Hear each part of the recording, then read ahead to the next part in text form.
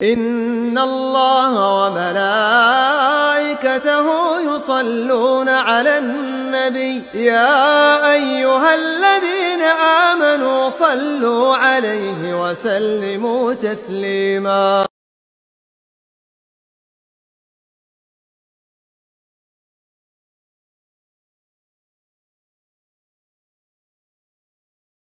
Di antara karakter dan pola hidup golongan yang selamat, wahai kaum muslimin, adalah orang-orang yang selalu mewaspadai bermacam bentuk perkara-perkara yang baru atau permasalahan-permasalahan yang bid'ah yang menjamur atau berkembang di sepeninggal Rasulullah sallallahu alaihi wasallam. Kenapa demikian, wahai kaum muslimin? Tidaklah akan sempurna loyalitas kita kepada sunnah kecuali apabila kita meninggalkan seluruh hal-hal yang bertentangan dengan sunnah. Tidak akan sempurna tauhid kita kecuali apabila kita meninggalkan segala bentuk kesyirikan besar atau kecilnya. Tidak akan sempurna ketaatan kita kepada Allah kecuali apabila kita meninggalkan segala bentuk maksiat dan dosa. Tidak akan sempurna keimanan kita pada Rasulullah kecuali bila kita meninggalkan segala hal-hal perkara-perkara yang menyelisihi sunnah Rasulullah sallallahu alaihi wasallam. Oleh karena itu, mari kita renungi hadis Rasulullah sallallahu alaihi wasallam tatkala beliau memerintahkan kita untuk mengikuti sunnahnya. Apa kata Rasulullah sallallahu alaihi wasallam? "Fa'alaikum bi sunnati wa sunnatil khulafa'ir rasyidin al-mahdiyyin min ba'di. 'addu 'alaiha bin nawajid wa iyyakum wa muhdatsatil umur."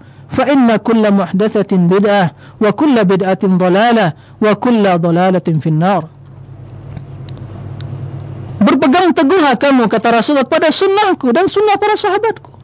Addu 'alaiha bin nawajid, gigillah dengan erat. Gigillah dengan kuat.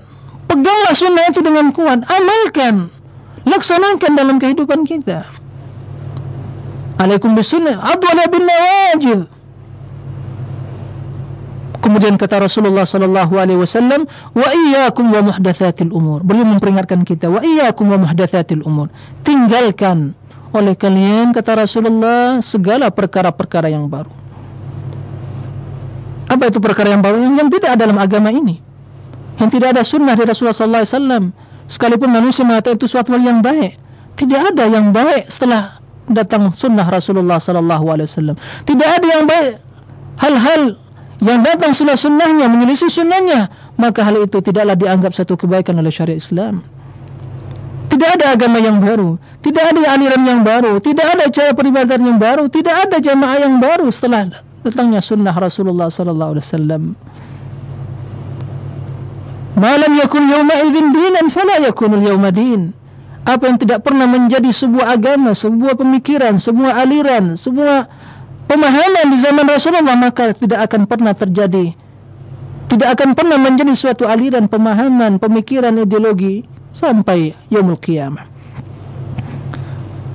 Apa kata Rasulullah tatkala beliau memerintahkan kita untuk mengikuti sunnahnya? Beliau memerintahkan kita untuk meninggalkan hal-hal yang bertentangan dengan sunnah, yaitu hal-hal yang bid'ah.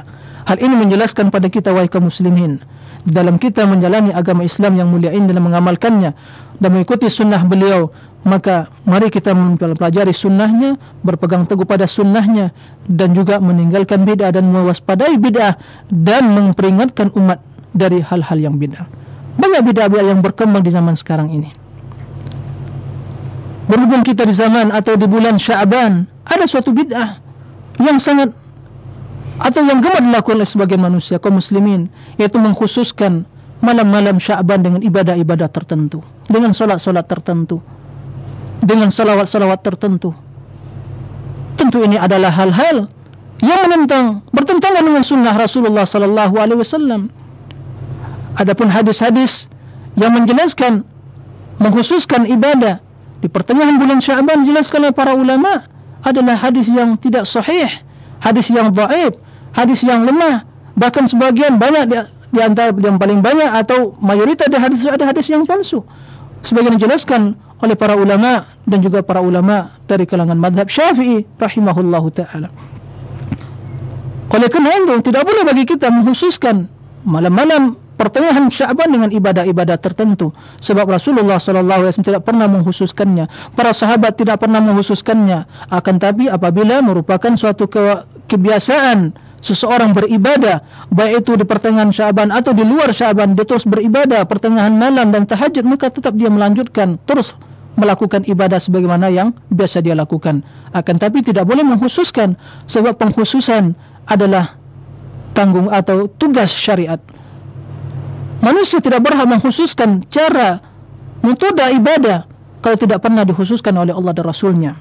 Sebab itu adalah at-takhsisu laisa ilal mukallafin, kata para ulama.